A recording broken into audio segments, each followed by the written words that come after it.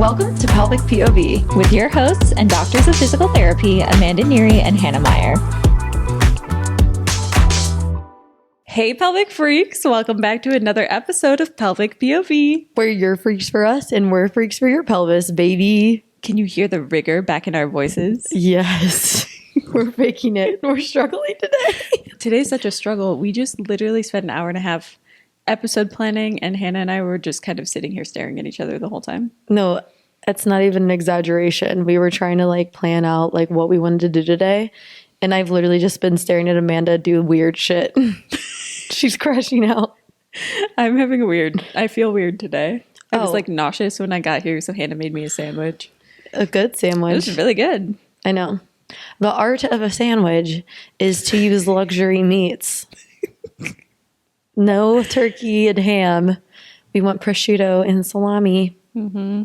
It was quite good. And you had some good spreads in there. Mm-hmm. That's solid. Trader Joe's. Yeah. What's going on this summer? Dude, it's tough. Last summer, man, if you guys know, Amanda and I shined in the best way possible. We had the best summer ever. And I'm not getting that vibe this year. Yeah, it feels more like work and no play. Yeah. And there was something so good about Brat Summer. That's so true. The energy's off this year. The energy's not there. We don't have a banger. You know what? Last year really did start with the rise of Chapel Roan, the rise of girly pop coming back and being super slay. Mm-hmm. And the Brat Summer energy really showed throughout. And this summer, it's been what happened? We want to have a real talk with you guys today. We were trying to plan a cool, fun, episode, but then our brains were just farting and we didn't know where to go. So we're let's just turn the mics on and have a real talk because it's a struggle right now. Don't get me wrong. The world sucked last year too, but it's uniquely awful right now. And also, we're not helping. Everyone online is an actual menace these days. Have you cried recently? No. I cried this week for the first time in a while. Are you on your period? No. Whoa. I know. No, I haven't cried recently. No. I think it's just all the political discourse and people online and social media got so overwhelming for me that I just crashed out. I was I can't catch a break. Yeah. What you said, people online are fucking mean. It's I feel it's almost. Oh, I know what it was. Someone called me fat when I posted my poll video. Oh, yeah. But that wasn't the reason, but there was it unleashed. Yeah, it's the personal reason. Yeah. Right? It's an insult to you. Yeah. Ugh. I have so many things I could say to that person. People just feel they can say whatever they want behind a screen. Yes. And it's so weird. Such a weird thing. And hear me out. The Love Island stuff is so out of hand that it turns me off the show. I'm not watching it anymore. And you guys know how much I specifically love Love Island. Yeah. I talk about it all the time and I had to stop watching it. It's wild. And here's my issue with it. It's people just want to be right, but they don't actually care about what they're right about. The hypocrisy of calling ICE on someone's family because they did something racist, to me, is just so blatant and also insane. What do you mean? You can't claim to care about a comment Sierra made if you're willing to call ICE on her parents. That's crazy. I feel the response that's happening with Love Island, and this is weird, I guess, and a weird stretch, is a response to everything that's going on in politics right now. And it's just the easiest way people can feel some kind of control is by tearing down a star, someone that's in the light right now. Mm-hmm. And then going in as hard as possible and canceling any online creator. It gives people this weird power. Not canceling anyone, canceling any woman. Yeah. Austin, that freaking guy. Yeah. Racist as hell, transphobic. He's posted terrible things and no one's canceling him. See, I don't even know because I don't I don't look into these people's lives. Like, I just think it's so weird to like, I don't know. I used to like go and watch Love Island. It was like my peace show. It was like my like, oh, like some nice, easy like drama, like, oh, there's a love triangle, like whatever. It's just like, I don't even like really pay attention, like have it on the background. And like now it's like the show started off with people hyper analyzing every single person's social media and like making judgments on them before you could even like develop your own judgment of them being on the show. Like, and then so that it started off immediately weird with a lot of like toxicity. And then anytime someone did something wrong on the show, it was like a huge blow up. And this is like not even like the other stuff going on like in the real world that people are finding out about the contestants. It's more just like, okay, the way one islander reacts to something. Like, okay, are these people supposed to be perfectly media trained in every situation scenario? Would you guys would not enjoy a reality show if everyone had like the most perfect standards of dating and knew exactly how to act? Also, if they were media trained, that would also be an issue. It would still be. People complain about how media trained Sierra comes across on TV. So like no one's going to be happy no matter what they do. No matter how she would have apologized, like people would still find something to say about it.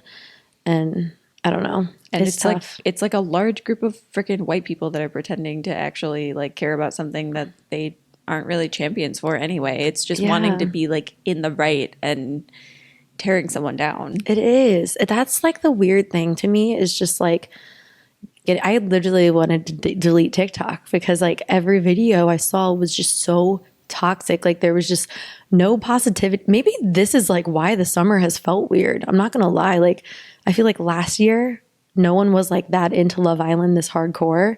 Like there was like Love Island people and fans, but like it really blew up after last season. So now like literally everyone in the world watches it and like treat it as like this new Olympic sport. And it's when like too many people like one thing, it just makes it bad.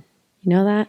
Yeah. And I think your point, just like everyone is really freaking negative. Everyone's negative. Everything. Last year it was like Love Island's awesome. Like we love the Islanders, blah, blah. And now this year it started off like we hate every single person on this show, no matter what. There's not one person that people like except for Amaya. And it's because she's cutesy little girly pop, which is awesome. And I love her too. But like, it's just weird that every single person watching the show, and even when I'm like talking to people about the show, the first thing people are like, okay, so who do you hate? Yeah. And it's like, can I just watch the show? Like it's, and here's the thing. I think that all comes from a place of wanting to have community, because I think that's where everything really comes from, is like, how can I connect with people?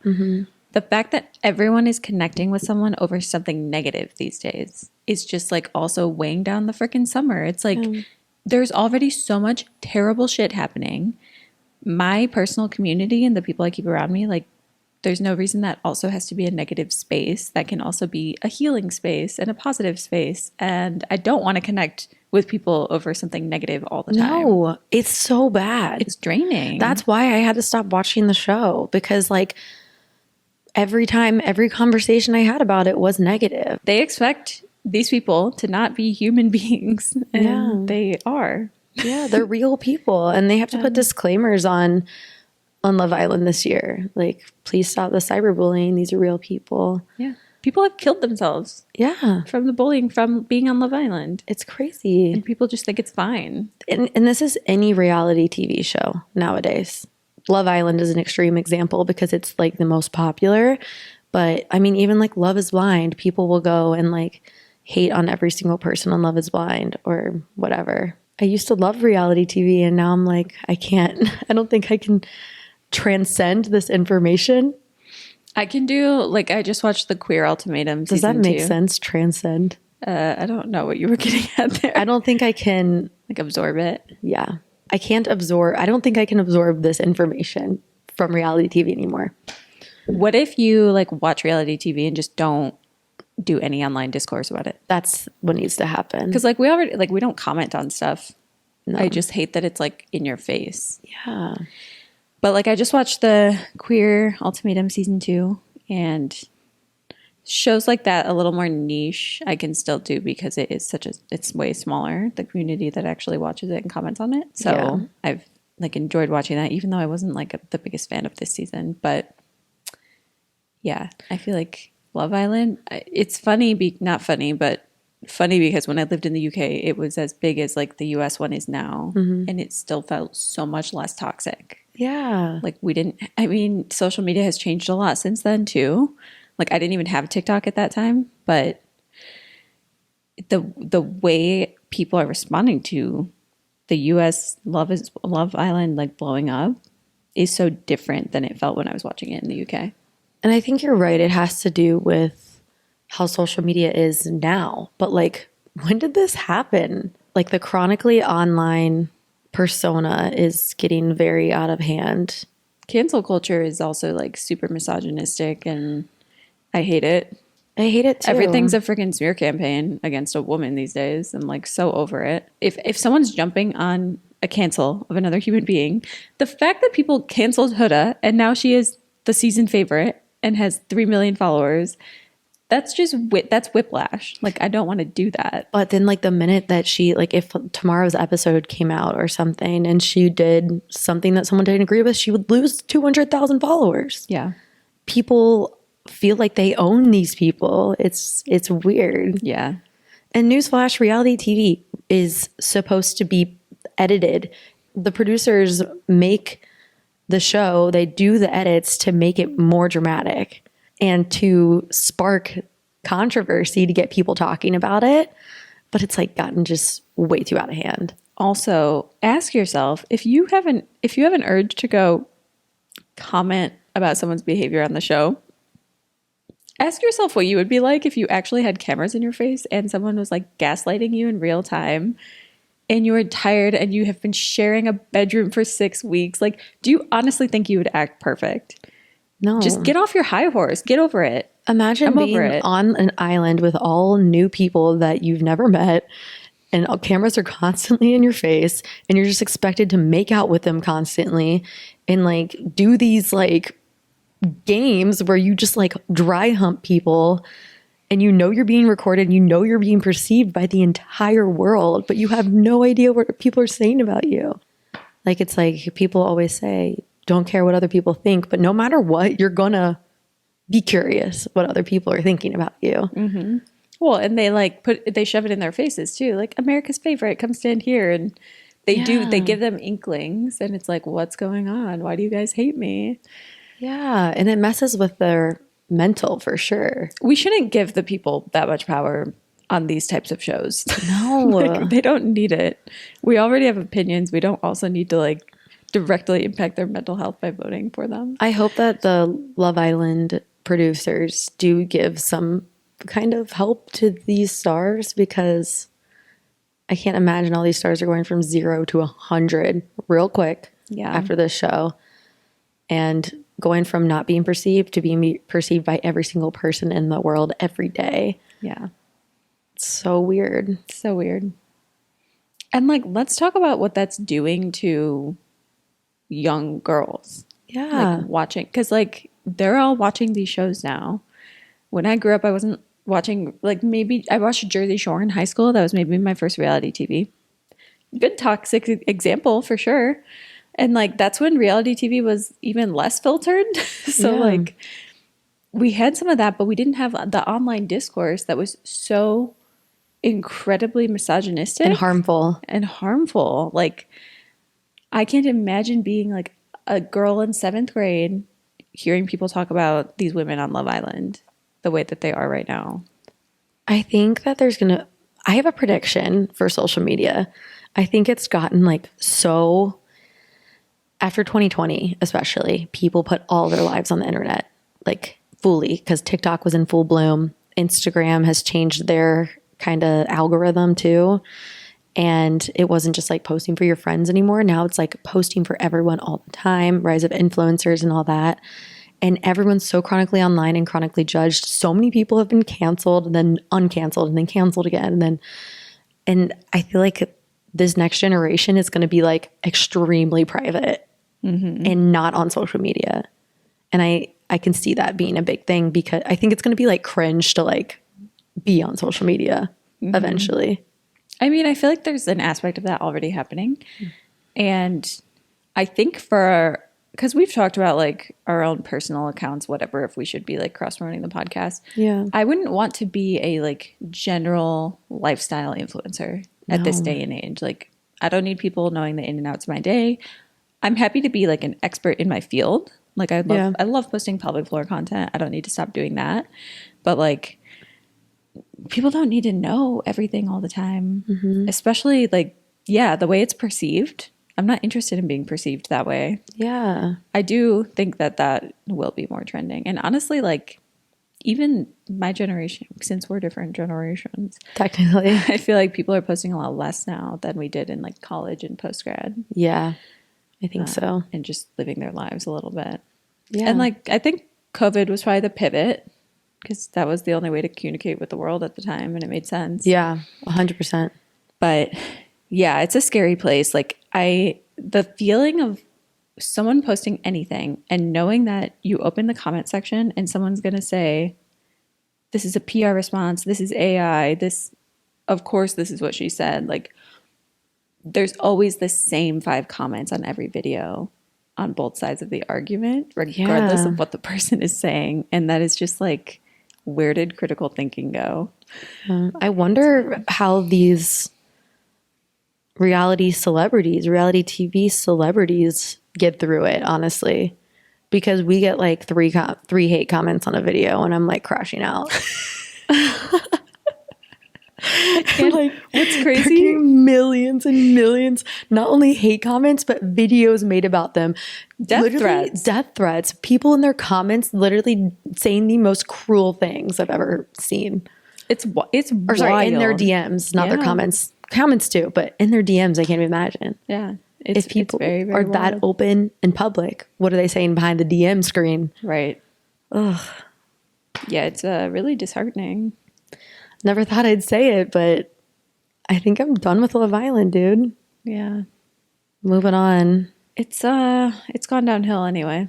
Yeah. I would say. They didn't even do movie night or whatever. Well, everyone that was in movie night got freaking ripped off the show. Yeah. Or kicked off or got voted off. That's true. Because the public didn't like I don't know. It just was weird. Really weird. Goodbye, Love Island. I feel like we should keep talking about social media and its impacts. Yeah. Social media can be used for good. Like, we try to use it to advocate for pelvic floor education, sexual education, destigmatizing sexual health, pelvic health topics. But then the toxicity that comes from even trying to do what we do, for example, it makes it really, really hard. And sometimes it makes it hard to keep wanting to do it because of the people that fight you so hard on not wanting that to be a thing. And it's like every video has to have 18,000 disclaimers of like, no, we care about this, this, and this. These are our values. These are the things we're not cool with. And like, because we don't want to attract the wrong audience. Mm-hmm. And it is like, it's hard to navigate and it's hard to see so many accounts that like give women complexes, really. And like, we're really just trying to do the opposite of that. This is why it's hard. Social media, because of the judgment, because of the keyboard warriors, which is some freaking dude in his mom's basement who has no friends and drinks 3 cans of Monsters a day. You gonna hang out with him? No, you're not. But he's commenting on your video and saying you're fat and ugly and you deserve to die. And that's hard to hear. It's like, what? And it creates this idea that women need to be perfect still. Yeah. And it's like young women growing up and seeing like this and even looking at other influencers posting something, and maybe this young, like this girl in high school is looking at this influencer is like, oh, she's so beautiful. She has like these clothes, and like goes in the comments and it's like people being like, you're fake. Oh, really? Like rubbing your money in my face, like whatever. You can't do anything right. Like people are going to make a comment. And then that person reading those comments and seeing those videos is going to be like, wow, maybe like I can't do this. Maybe I was wanting to do this and now I won't anymore because of being worried about being perceived. Like, yeah. Oh, if this person is being taken down like because of this, then what about me? Mm-hmm. Well, and we've talked about, I think maybe with Hannah Linsky, but we were talking about like with the rise of fascist politics and policies at play, the rise of like the ultra thin white woman perfect persona that's like it goes hand in hand. So now online we're going from like thick girls are in, like your body's beautiful, body neutrality, which was trending maybe 5 years ago, to now it's like ultra thin skinny girl culture again. And it's Clean girl. I wouldn't even put it in clean girl. Like that's like a visual like makeup look, but like I'm talking more like body type. Okay. But like that like emphasis on thinness, like do Pilates because it makes you skinny, do this because it makes you thin, like this is how I lose weight, and the hyperfixation on like wellness culture all goes hand in hand with the rise of like this alt-right conservative political pipeline. And that's a scary place to navigate on social media, especially like we're advocating for women's healthcare, but we have to be like, but we're not those guys. Like, yeah, I don't care what food dyes and what oils you use in your food. Like, I'm not like a ultra wellness culture person. We just want everyone to have access to healthcare. Eat a flaming hot Cheeto girl and then go masturbate.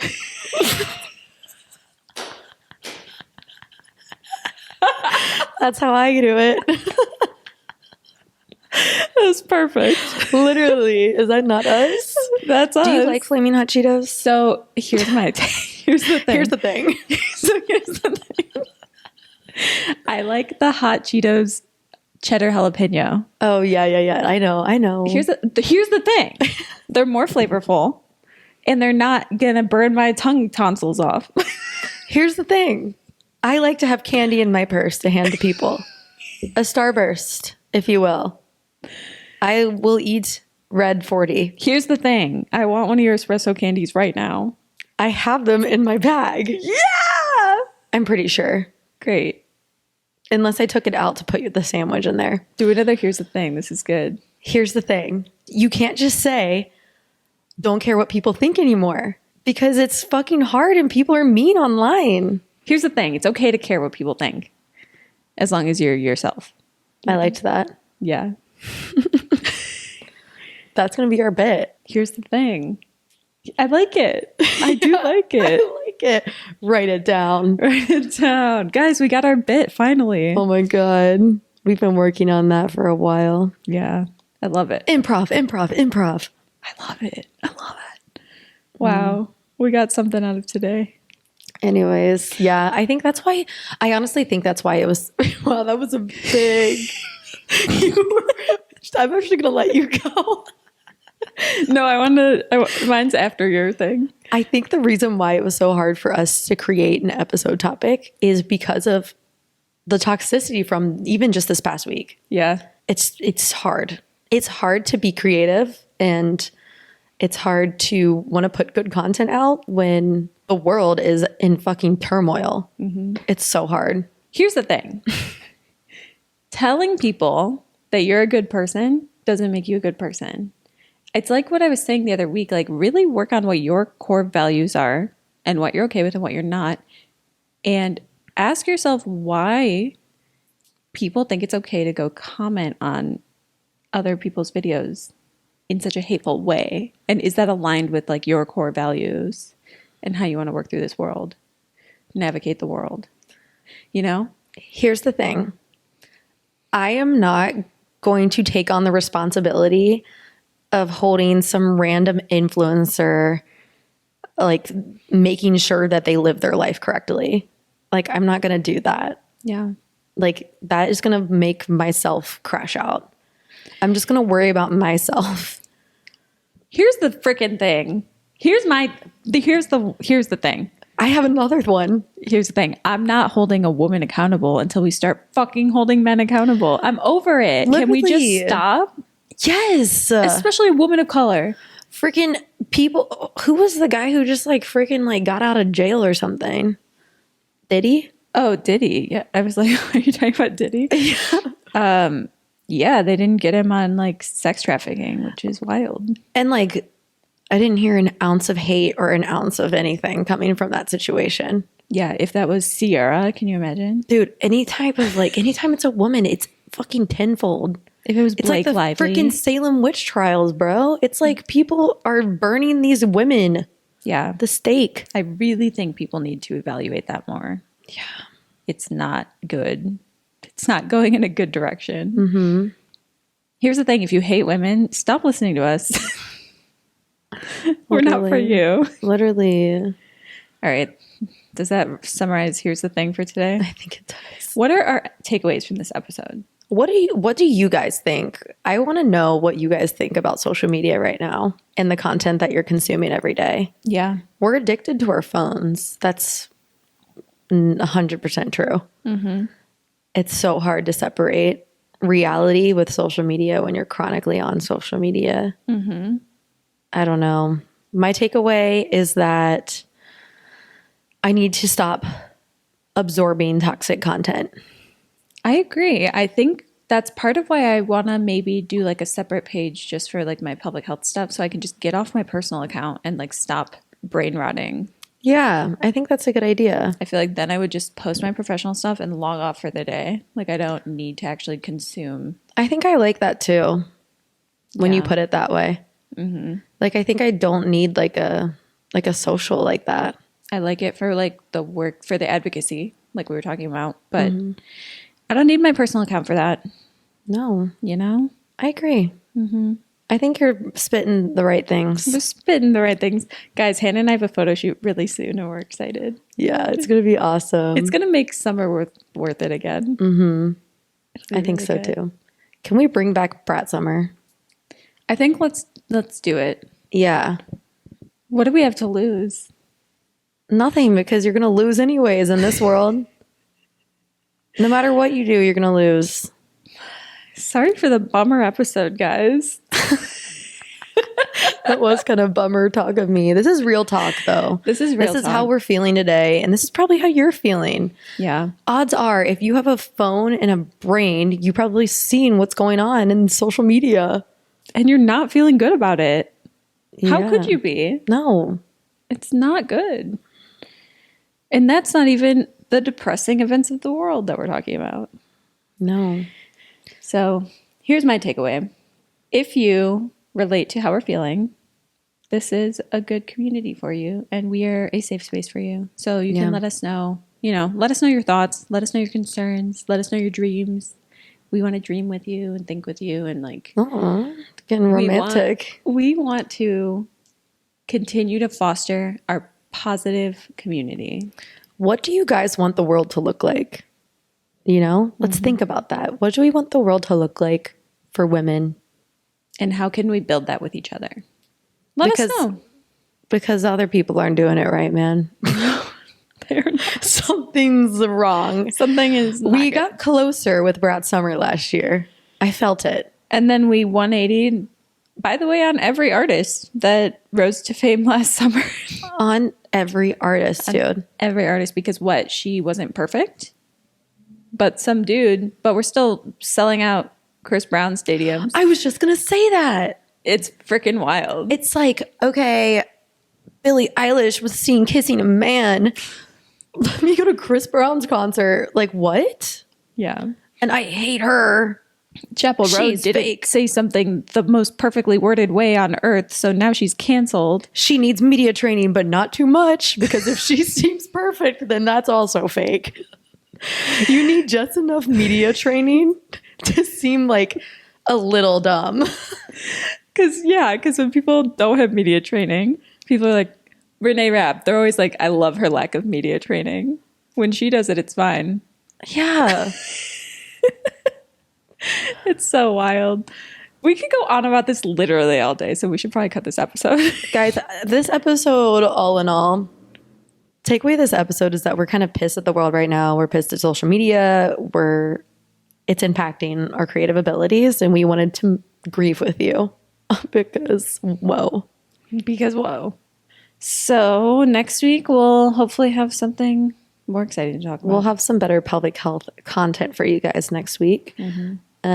Right around the corner. But I mean, this all impacts pelvic health because it's your physical well-being and it's your mental well-being, and all of that plays into that. So we just wanted to address it. We felt like a lot of our listeners could relate to how we're feeling. And we hope that you found something valuable in this. If you did listen, thank you. Thank you. All right. Make sure you are following us on social media at Pelvic POV, and you can submit a story, question, comment at the link in our bio, or shoot us a DM if you would like. Guys, go get a certified pelvic freak shirt on our website, pelvicpov.co, because my boyfriend's been wearing the certified pelvic freak tee, and straight men look at him and are like, what the fuck is that shirt? And it's so funny to like confuse men. I love that. When we create our end of the world commune, anyone with a certified pelvic freak tee gets auto entry. And the heavyweight one is good. It is I think I good. might steal one for myself. I know. I kind of want one too. It looks really good on him. I'm not going to lie. Yay. All right. Bye, pelvic freaks. Bye, pelvic freaks.